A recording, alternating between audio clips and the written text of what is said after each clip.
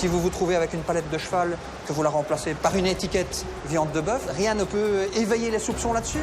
Nous, on achète des bêtes entières, généralement de la limousine. Ça va vous faire de la viande qui est très goûteuse. Ça serait un peu dommage de transformer du filet en steak haché, vous en convenez. Pour la santé, c'est pas très bon. La viande n'est pas de très bonne qualité.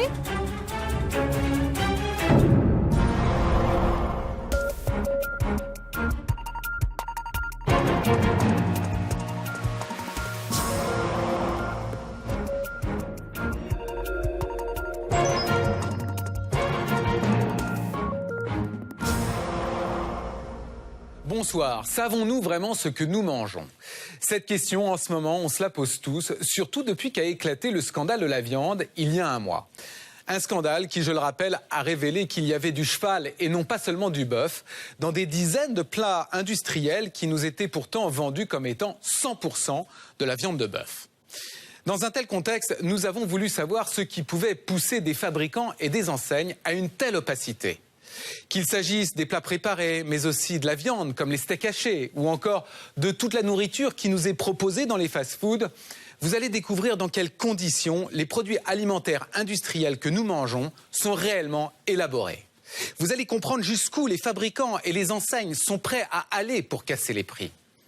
Depuis les rayons de nos grandes surfaces jusqu'aux usines de production, nous avons remonté les filières. Des filières qui sont parfois difficilement traçables et qui nous ont amenés au fin fond de l'Europe centrale. Et puis, un mois après le scandale, il y a une question que nous nous sommes posée. Aujourd'hui, la viande de cheval dans les plats préparés, est-ce qu'on est certain que les industriels n'en mettent plus à notre insu? Eh bien, regardez, c'est une grande enquête signée Julie Pichot. Dans la course au rapide et pas cher, il y a un nouveau sandwich que les Français s'arrachent aujourd'hui. Le kebab. Le kebab, à l'origine, c'est une recette traditionnelle turque. Du pain, une sauce blanche, de la salade, des tomates, des oignons et de la viande d'agneau grillée à la broche. Des ingrédients simples et peu coûteux. Un sandwich est vendu en moyenne 5 €. Facile à emporter et à manger dans la rue, le kebab connaît une croissance fulgurante, plus 12% en un an. C'est bien plus que le hamburger et que le sandwich classique. Les restaurants de kebab fleurissent dans toutes les villes.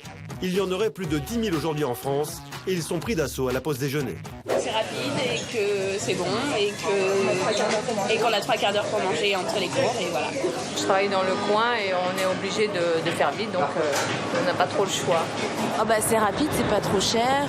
Des fois, moi j'ai kebab, c'est moins cher que d'aller dans un restaurant. Il y a toujours des jours où on a envie de s'empiffrer un peu, de se lâcher. Bon, c'est parti, bon, ma kebab. Alors qui profite de ce marché en plein boom? Comment sont fabriqués les kebabs? Et à ce prix-là, a-t-on toujours la garantie de manger sainement? Quartier du Châtelet, dans un restaurant du centre de la capitale. Mario, 23 ans, s'apprête à faire ses premiers pas dans l'univers du kebab. Il ne s'y connaît pas du tout en restauration. Il y a encore quelques semaines, il était agent immobilier. Mais dans quelques minutes, il sera opérationnel. Okay. J'ai mon pain qui est ouvert, ok? Je prends ma sauce blanche, toujours un trait. Étape 2, salade. La viande, toujours au-dessus, je la pose. J'enfonce pas, je la pose. Objectif de Mario, apprendre à fabriquer un kebab en moins de 20 secondes. Et pour cela, tout a été calculé au millimètre. Voilà, le sandwich, il est fait. La cuisine est faite de façon à aller très vite. Il faut que le débit entre midi et 14 h aille très vite. Et si le formateur de Mario a l'air si sûr de lui, c'est que ce n'est pas un formateur comme les autres. Hakim Benotman, c'est le PDG. Et ce kebab, c'est l'un des 58 restaurants de la chaîne de fast-food qu'il a lancé il y a 10 ans. Hakim, c'est donc le roi du kebab, même s'il a tendance à jouer les modestes. Au début, on ne cherche pas la rentabilité. Moi, quand j'ai créé Nabab en 2003, j'ai jamais cherché la rentabilité. J'ai toujours pensé chaîne, je voulais apporter quelque chose de nouveau. Après, si on fait bien son travail, un jour ou l'autre, on gagne. C'est comme un joueur de foot. S'il joue bien, un jour ou l'autre, ça sera le joueur le mieux payé. Si c'est sur place, emporté. Et si Hakim possède aujourd'hui plus de 36 points de vente en France, c'est qu'il a fait subir au kebab une petite révolution. Car jusque-là, le kebab n'avait pas toujours très bonne réputation. Il faut dire que dans les médias, lorsqu'on parle de kebab, c'est souvent pour de mauvaises raisons. Infraction aux règles de sécurité alimentaire, normes d'hygiène non respectées, chaque année, des dizaines d'inspections se soldent par des fermetures d'établissements. Récemment, nouveau scandale, un kebab du sud de la France aurait utilisé de la pâtée pour chien dans certaines préparations de son restaurant. Alors forcément, certains consommateurs s'interrogent. C'est pas rassurant. Moi, personnellement, je suis pas du tout cliente. J'aime pas ça. C'est très gras. Ça m'inspire pas. Juste à voir seulement, ça donne pas envie de rentrer. Pour la santé, c'est pas très bon. Mais pourquoi? Je sais pas, je trouve que la viande n'est certainement pas de très bonne qualité. Souvent, les produits sont périmés ou ils sont pas mis au frais. En termes d'hygiène, c'est pas top. Pour se débarrasser de cette image peu flatteuse et attirer les consommateurs dans ses kebabs, Hakim Ben Othman a décidé de tout revoir, à commencer par les lieux de vente. 2 assiettes kebab sur place. La première, la sauce, s'il vous plaît. Un restaurant spacieux, des couleurs vives, derrière un grand comptoir, des employés en uniforme. On est servi sur des plateaux repas. Sur les murs, des menus géants qui proposent cornets de frites, menu maxi, classique ou cheese. Et à l'étage, une grande salle qui accueille les clients. Bref, Hakim ne s'en cache pas, il a tout copié sur le géant américain des fast-foods. McDonald's, c'est le modèle de tout le monde. Toutes les chaînes de restauration rapide qu'il y a à travers le monde ont copié un jour ou l'autre sur McDonald's. Mais nous aussi, on fait nos recherches, nous aussi, on innove et on avance. Après, est-ce que c'est un modèle? Si un jour, j'arrive à faire comme McDo 800 millions d'euros en France, au niveau de McDo France, plus les franchisés, ils atteignent presque 4-5 milliards en chiffre d'affaires. Bien sûr, c'est un modèle, c'est énorme. En imitant les leaders du fast-food, Hakim réussit à attirer une nouvelle clientèle jusqu'ici peu habituée au kebab. Une clientèle de bureaux et de cadres supérieurs. Maintenant, on va se régaler. Comme ses deux habitués. C'est devenu le rendez-vous kebab, en fait, de la semaine. Voilà. Même 2 fois par semaine. Donc moi, je suis venu une fois et j'ai embarqué tous mes collègues ici en survendant comme si j'étais un actionnaire principal. Jusqu'ici plutôt réfractaires au kebab, les femmes s'y mettent à leur tour. Qu'est-ce qui vous attire dans ce kebab-là, ici? Il est bon, ça fait assez... ça fait kebab, mais en étant plus dans le genre McDo, donc c'est propre, c'est pas... On a plus confiance sur la qualité de la viande que dans certains kebabs, quoi. Le kebab, un produit rapide, pas cher et qui peut rapporter gros. Hakim, le patron, l'a bien compris. Comme les autres enseignes de fast-food, il calcule tout au centime près. Et même avec un kebab à 4,50 €, son business est très rentable. Le prix de revient, c'est quoi? On a une broche, d'accord? Dans un kebab, il y a à peu près 100 grammes. Et c'est la partie la plus chère, si vous voulez, du sandwich. C'est la viande. Et après, donc, ça revient à 1,10 € de viande. Ensuite, il y a le pain, qui coûte à peu près 25 centimes. Et il y a la salade, les sauces. Donc, le tout revient à peu près à 1,30 €. 1,30 € le kebab, qui sera revendu aux clients 4,50 €. Enlever les charges, les salaires et les loyers, cela resterait une bonne affaire pour Hakim. Alors pour continuer à attirer une clientèle toujours plus large, l'entrepreneur n'a pas hésité à transformer la recette d'origine. Il propose de remplacer la pita, le pain traditionnel du kebab, par un naan, un pain indien au fromage. Il a même investi dans ses fours spéciaux, exprès pour ça.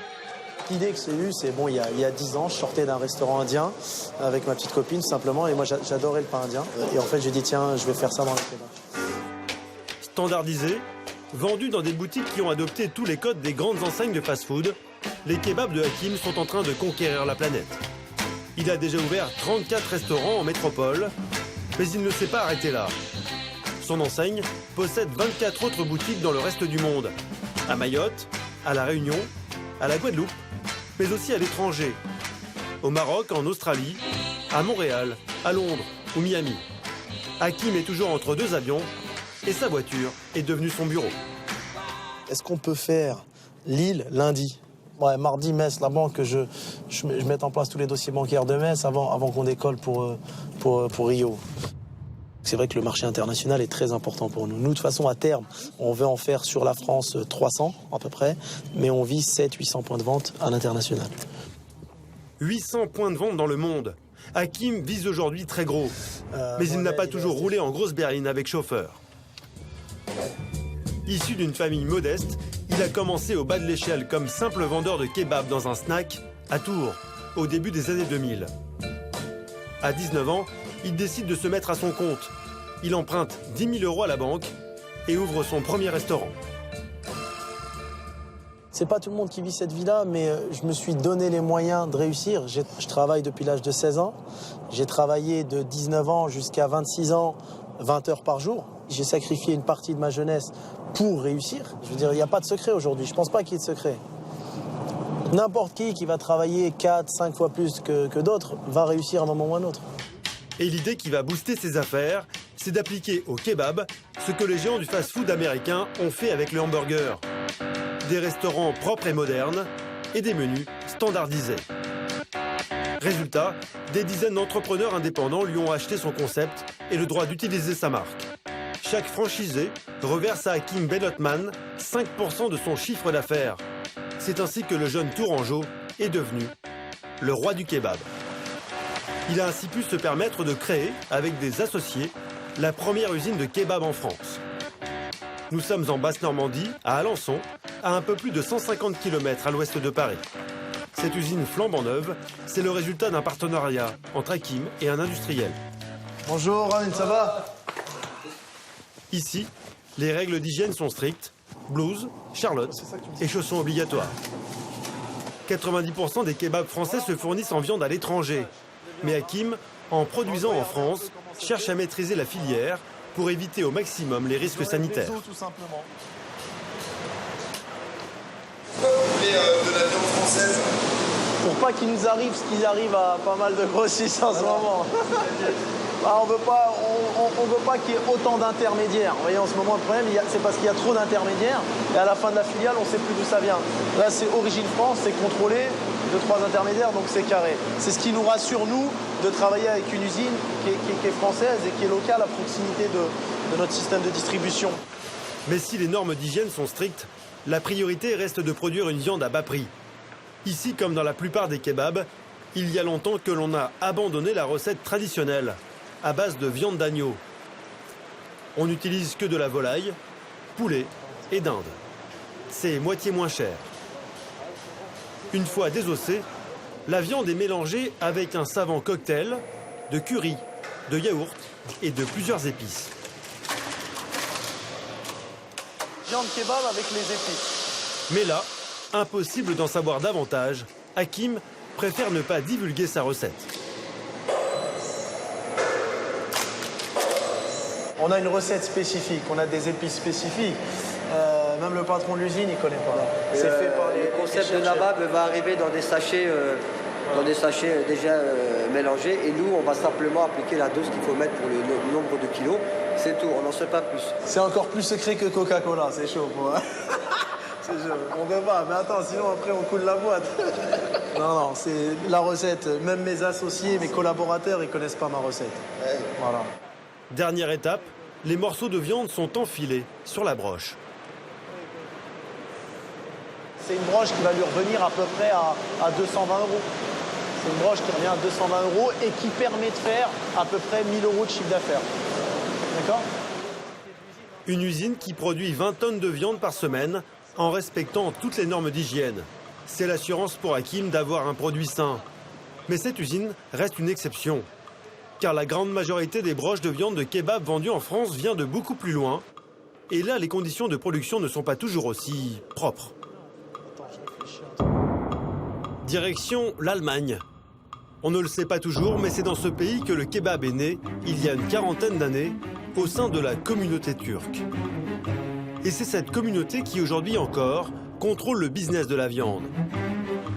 Des centaines d'usines allemandes fournissent toute l'Europe. Plus de 3/4 des kebabs français viennent d'ici. Malgré nos demandes, aucun industriel ne nous a autorisé à filmer une de ces usines. Alors nous avons décidé de filmer en caméra cachée. Dans cette usine près de Saarbrück, nous nous présentons comme des restaurateurs français à la recherche d'un fournisseur. Mais malgré ce prétexte, on nous refuse l'entrée. No chef, no kebab. Nous essuierons le même refus dans plusieurs autres usines. Mais nous allons finir par avoir plus de chance. Nous sommes dans la banlieue de Berlin, la capitale. Dans cette usine de viande de kebab, le patron a accepté de nous accueillir et de nous faire visiter ses ateliers. Ah, salam alaikum. Première surprise, Nous entrons sans blouse, ni charlotte sur la tête, ni chaussons aux pieds. En principe, cela devrait être obligatoire. Mais nous ne sommes pas au bout de nos surprises. Cet employé est en train de trier des morceaux de veau. Et l'homme ne porte pas de gants. Il manipule les morceaux de viande à main nue. Et impossible de savoir s'il s'est lavé les mains. Une procédure pourtant obligatoire selon les normes européennes. Un peu plus loin, un employé est en train de monter une broche de kebab avec des morceaux de veau. Lui non plus ne porte pas de gants. Si les services d'hygiène français pénétraient ici, ils pourraient fermer l'usine sur le champ. Mais le directeur n'y prête aucune attention, comme si c'était une habitude de travail. Ça, c'est le kebab, le vrai kebab. Là, c'est du veau. Il n'y a que du veau. La visite se poursuit. Le patron tient à nous montrer ses machines pour hacher la viande. Elles ont servi la veille, mais elles n'ont pas été nettoyées. Des morceaux de viande bien visibles sont coincés dans le mécanisme, un véritable nid à bactéries. À quelques mètres de là, des bacs où est stockée la viande avant d'être montée en broche. Eux non plus n'ont pas été lavés après avoir été vidés. Là encore, de quoi entretenir un vrai bouillon de culture bactériologique. Pourtant, cette usine livre bien des clients dans toute l'Europe. Oui, aujourd'hui. Et ça sera livré demain aux clients.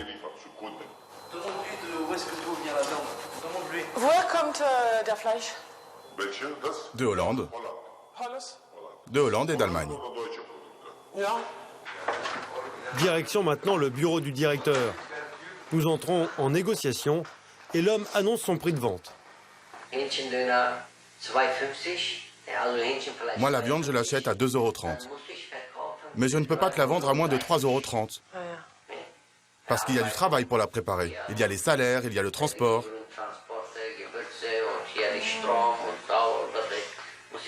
Et ça ne peut pas être moins cher? Non. 3,30 €. En réalité, c'est extrêmement bon marché. 40% moins cher que dans l'usine française que nous avions visitée. Reste un détail. Étant donné les conditions d'hygiène que nous avons constatées, peu de chances que l'usine possède l'agrément nécessaire pour importer la viande en France. Mais là, nouvelle surprise, cet agrément, l'usine l'a bel et bien reçu. Tout le monde doit avoir cette autorisation. Cette autorisation est un agrément européen. Sans cela, nous n'avons pas le droit de produire. Sans ce numéro, nous ne pouvons pas travailler.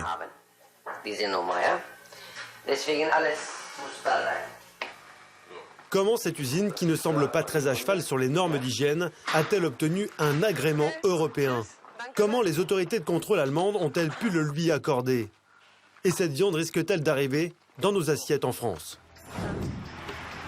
Lorsqu'il s'agit de contrôler l'hygiène des filières alimentaires, le premier problème, c'est le manque de moyens. Denis Kuhlmann et Julien Malraison sont inspecteurs auprès de la répression des fraudes. Dans le service, ils sont moins de 10 pour contrôler tout ce que le département de la Moselle compte de commerces de bouche, d'usines alimentaires et de restaurants de toutes sortes. Au total, plus de 4000 lieux qu'ils n'ont évidemment pas le temps de contrôler aussi souvent qu'il le faudrait. Aujourd'hui, ils vont contrôler des kebabs. Il y en a 114 dans leur département.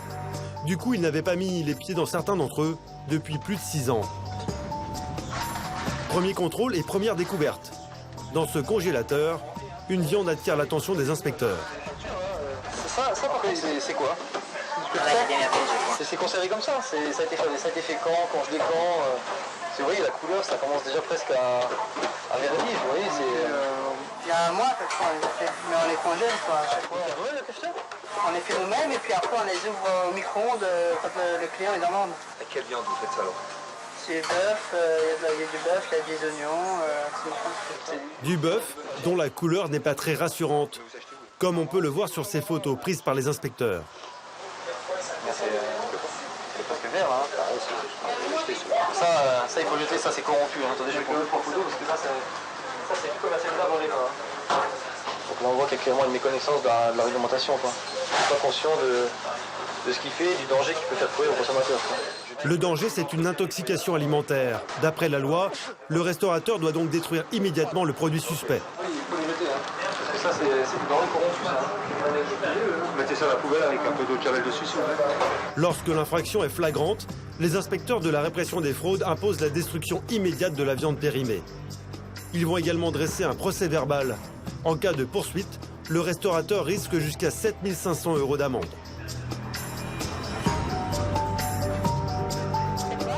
En revanche, Denis et Julien n'ont pas forcément les moyens de vérifier les conditions de fabrication de la viande avant son arrivée dans le restaurant, surtout si elle vient de l'étranger.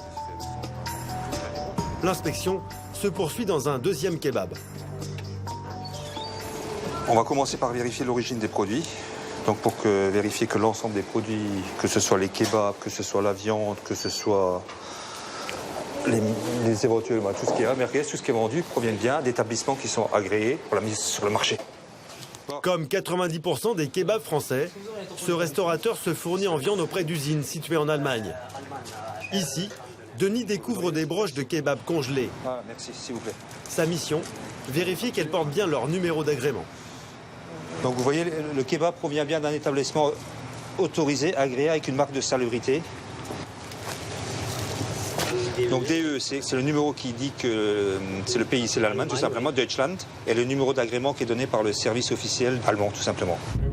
Mais ce numéro d'agrément est-il vraiment une garantie de qualité sanitaire? Car souvenez-vous, le directeur de l'usine allemande que nous avons visitée, lui aussi disposait d'un numéro d'agrément attribué par les services officiels allemands. Pourtant, ses employés travaillaient la viande à main nue, en dépit de toutes les règles d'hygiène élémentaires. Alors pourquoi les services sanitaires français se contentent-ils d'une simple vérification administrative?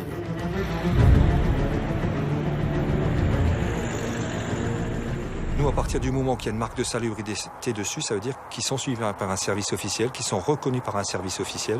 Il faut savoir que les services officiels eux-mêmes sont contrôlés par la communauté européenne et donc il y a une garantie d'application de la réglementation qui doit se faire dans ce sens-là. D'accord, ça je comprends bien, c'est le discours, mais comment on explique en Allemagne qu'il y a ces fameuses usines qui fournissent des kebabs en France, qui sont vraiment dans un état déplorable? Je dirais ça, c'est un constat que vous pouvez faire. Nous, en tant que, service de contrôle, on n'a compétence que en France, et notamment même que dans le département. Mais en France, ce serait fermé, ces usines? Ben, je ne les ai pas vues, donc je suis incapable de me prononcer sur l'état de conformité de ces usines. D'accord. Ok, très bien. Et nous, a priori, à partir du moment où il y a une estampille sur le produit, nous, on fait confiance à l'organisme de vérification de l'État voisin, donc on n'est pas amené à pousser nos investigations plus loin. Malgré les contrôles, il peut donc arriver que certains produits alimentaires fabriqués à l'étranger soient très légalement distribués en France, alors qu'ils sont produits dans des conditions sanitaires plus que discutables. Ces problèmes d'hygiène sont récurrents dans la restauration rapide, mais manger vite et pas cher est devenu une priorité pour beaucoup de Français. Et le nombre de fast-food dans nos rues a littéralement explosé, plus 70% en 8 ans.